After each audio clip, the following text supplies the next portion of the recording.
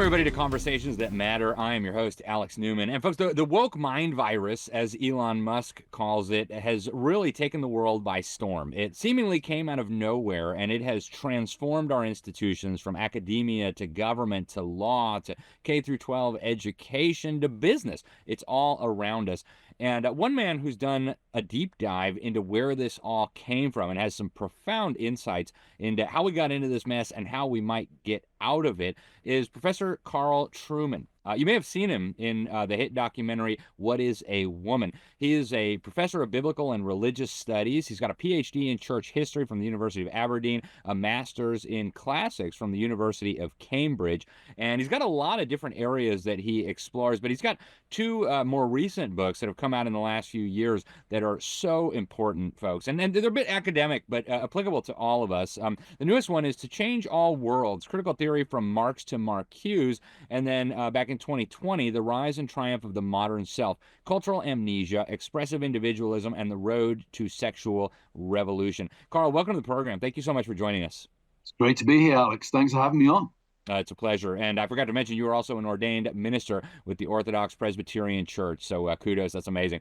Carl, I want to ask you, just starting with this wokeness that a lot of people are uncomfortable with. They don't quite know what to make of it. They know their kids came home from college weird, but they don't know where this came from. So let's just start with kind of an overview. What is this phenomenon that we're dealing with that's colloquially referred to as woke? Where does it come from? Yeah, it's in some ways it's a difficult question to answer because, of course, the term woke it covers a multitude of different things. But I would say, by and large, all of the different things that we typically refer to as woke share in common a basic understanding of human beings as psychological creatures and human happiness as being psychological, and therefore shift our understandings of things like oppression into realms that weren't traditionally thought of. If you'd asked my granddad, what does oppression look like? He'd have said it be, not being able to have a job, not being able to earn enough money to put bread on the table and shoes on his children's feet. We live in a world where oppression has come to mean anything that presses on me and stops me from having that inner sense of psychological peace and well-being. And that means that things such as words, for example, and labels, ideas, suddenly start to look dangerous and oppressive to many people. So the underlying dynamic of woke, I think, is a shift in the understanding of what oppression means, away from the old style, empirical, economic kind of things, to more of a psychological field of combat. That's fascinating. And you've also done some very significant work on the sexual revolution. And I was really intrigued by your findings about how this arose. Talk to us about the sexual revolution and how does that fit in with this increasingly expanding view of oppression and what we're dealing with now as a society? Yeah, sexual revolution is a great example of a sort of early iteration, a kind of wokeness. When you think about how we think about sex today, typically we tend to think of it in terms of identity. To say I'm gay or I'm straight or I'm bi is typically a way of referring to how we understand the inner desires that we feel. Whereas in times past, if you were to look at the Quran, look at the Bible, look at ancient texts, sex is typically a behavior. The Bible doesn't talk about homosexual desire, it talks about homosexual acts. Well, we live in a world now where we think about sex in terms of desire. You can be gay without ever having had a sexual experience in your life. Where this kicks into the woke situation is this. Think about that. When, 200 years ago, when there were laws against homosexuality, they were laws against specific acts. When you bring those same laws into the present day, when we think about sex in terms of desire, then when I ban a certain kind of act, the way that's today understood is I'm actually banning a certain kind of person. I may be gunning for the act, but to use the modern language, it's a bit of a dog whistle for actually going for the person. So the sexual revolution, which reorientates our thinking about sex to seeing it as being about desire and about personal satisfaction, really opens the way for a form of politics in the sexual realm relative to things like the LGBTQ movement that stand in very, very positive connection to that broader phenomena we refer to as woke today. Do you know how your U.S. representative and U.S. senators are voting? Or how about your state legislators? Well, you can find out on thenewamerican.com using the Freedom Index. That's where we keep track of how every member of Congress in the House and the Senate and every legislator of all 50 state legislatures vote on key issues. You can find this out on thenewamerican.com/Freedom Index or on thefreedomindex.org. And I got to ask you this. I just recently finished a book, is why it's fresh on my mind. Pagans and Christians in the City, Culture Wars from the Tiber to the Potomac. And what the author argues, Stephen Smith, I believe is his name. It's a very academic book. It's not written even really from a Christian perspective.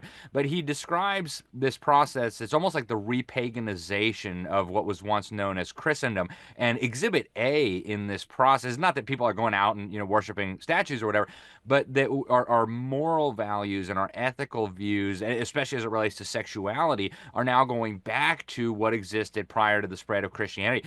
Do you see a relationship between the spread of these ideas and the sexual revolution as a manifestation of that, and kind of the decline of Christianity and the church and its influence in the Western world? Oh, without a doubt. And when you think about how have traditional societies thought about sex, I was just saying in class this morning to the students, there are two things that all human beings do that we do in common with every other animal on the face of the planet. We reproduce and we eat. What's interesting about our reproduction and our eating habits is we surround them with rituals. They are not just instinctive things.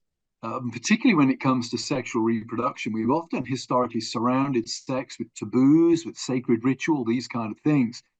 When sex gets transformed into just one recreational activity among others, there's what I would call a kind of desecration going on, certainly a desacralization of the act and the surrounding of the act. And so definitely a connection between what's going on sexually in our society and the decline of traditional religious forms. If you want to destroy Christianity, I think you destroy Christianity's approach to sex and Christianity's approach to the creation of life and the end of life. And where are the things in our society where the progressive politics hits hardest?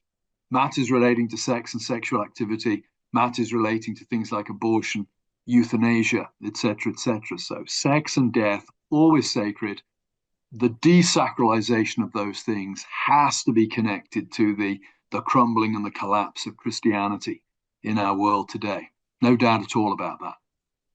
Well, Carl, I think it's safe to say you and I are not pleased by these trends, but a lot of people are. They see this and they think, great. Those oppressive, terrible Christian morality, traditions, laws, and everything that went with it, those institutions were oppressing us, and now we're free.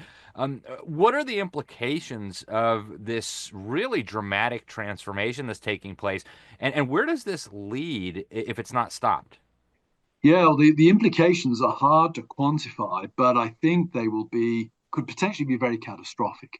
First of all, when you start to define oppression as that which makes me feel bad, you really turn morality into something that's constantly in flux. And we see that today. I did an interview. I was interviewed by Andrew Sullivan a couple of years ago. Significant gay journalist, probably one of the most significant writers in favor of gay marriage, building up to the gay marriage debate. Andrew is now a pariah in the LGBT community because he's not sexually attracted to women who present as men. He's a transphobe. And I jokingly said to him, he's only one step above me in the intersectional hierarchy. I'm a white straight male. He's a white gay male. He's got 1 point on me. So you end up with this constant moral revolution going on. Secondly, I think it becomes impossible to build proper human society and human relationships. And ironically, Freud is very helpful here. And Freud makes the point in his famous essay, A Civilization Its Discontents, that societies depend on banning things. They have to forbid certain kinds of behavior in order to to facilitate life together, we have to curb our desires. If we're living in a society where we're giving increasing freedom to our desires, what you're really doing is you're on a kind of highway to an earthly hell, really, where everybody will simply treat everybody else as a thing or an object. And we're already seeing some reaction against that. What's interesting to me is what's happening in feminism at the moment, radical feminism. There are voices emerging from radical feminism that are now opposing the sexual revolution because they realize that actually what the sexual revolution did was it didn't liberate women. It turned women into lumps of meat for male pleasure. So we're beginning to see even some of those belonging to movements that would have been in the vanguard of the great revolution of our times, beginning to see contradictions emerging within the movement. So I think it could lead to catastrophe.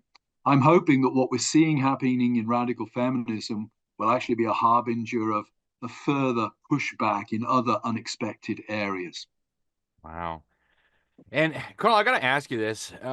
Who or what is driving this process? I mean, you identify some of the key players in your books. You talk about Freud, you talk about Marcuse, you talk about some of these key players. But what's really behind this? Is it an accident? Is there a group of people who want this? Is it diabolical influences? I mean, what is behind all of this that we're seeing? On any given aspect of the sort of woke revolution, one could probably find people making good money out of it.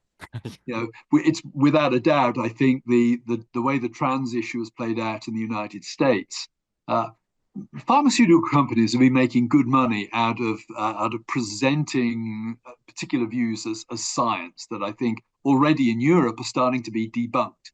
So there are groups that make a lot of money out of it. I also believe that incompetence and chaos are often better explanations of what goes on in society than grand conspiracy. But I do think that things like the sexual revolution, they tilt in the direction of human instincts, if I could put it that way. To be told that, hey, go out and behave in any way sexually you want, and it will actually be the most fulfilling thing you can do, that's an easy sell. It's an easy sell. It will wreak havoc on society, and we're beginning to see that through the plague of pornography, particularly among young people, for example. But it's an easy sell. So I think it's a mixture of people making a lot of money out of it, and it's people like us being foolish enough to fall for the propaganda because, hey, it sounds cool and it makes intuitive sense. So a mixture of chaos and conspiracy, I suspect, will probably explain it. Yeah, the flesh certainly plays a big role, huh? Oh, Yeah. free sex. Ooh, that sounds exciting. Yes. Particularly men. That's an easy sell to men. Yes, indeed. No doubt about it. Carl, we're running out of time here. I have a couple of just really big questions I've got to ask you. One, is there a way back from this? And if so, what is it? And what does that mean for the average individual watching this? I mean, how do they try to stop the bleeding and move us back in a more sensible direction? Well, obvious ways of, trying to get good people into positions of power and institutions, that's always a good thing, whether it's educational, whether it's governmental. There is a trickle-down effect from that. I think for most of us, where we can have most impact is in our local communities. So I think embodying certain ways of life is very, very powerful. And as you mentioned I'm a minister, and as a Christian, I would say, of course, the church can play a very signal role in this, because the church can be the place not only where I think the truth is taught, but where the truth is embodied. And I would say to a lot of people listening, think very critically about how you use technology. One could tell the story of modern chaos from the perspective of, our nature as bodies, our nature as embodied human beings becoming increasingly tenuous and increasingly problematic. I think it's very important that we recapture what it means to be human. And that actually means that we need to spend real time with real people. Don't watch the TV at dinner time. Sit and have dinner with your family. Don't call those people on Facebook that you've never met friends. Friends are the people you hang around with in the evening. Friends are the people you invite over dinner parties. I think there are ways we can powerfully embody what it really means to be human that stands as a counter to the kind of psychologizing, disembodied revolution that is wreaking such havoc on the world at the moment. Are you optimistic that this can be turned around, or are we in for a rough ride ahead? I think it could be rough. I'm a historian, and people historically think in long term. Hmm. We moderns, we like everything done a week on Wednesday. But if you said to me, "Am I optimistic for a week on Wednesday?" No, not at all. Am I optimistic that if we do good things now, it could bear fruit for our grandchildren and great grandchildren? Yes, I see no reason not to be hopeful about that. Oh, that's encouraging. This has really been an enjoyable discussion, Carl. The two newest books, I want to encourage people who are interested in these things to get them. The Rise and Triumph of the Modern Self, Cultural Amnesia, Expressive Individualism, and the Road to Sexual Revolution. And the newest one, To Change All Worlds, Critical Theory from Marx to Marcuse. Is there any other way that people can follow your work, Carl? Are you on social media? Is there some simple way for people to follow you?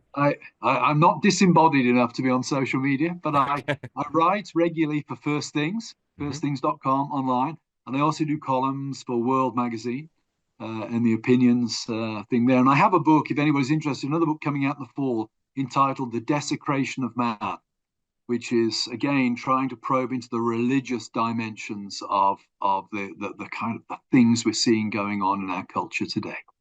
Well, I can't wait to read it. Professor Truman, thank you very much for joining us today. Thank you for your work, and I hope we can talk to you again soon. Thanks so much for having me on. Absolutely. All right, folks, that's all we have time for today. Thank you so much for tuning in here. I'm Alex Newman. This is Conversations That Matter. Until next time, God bless you all.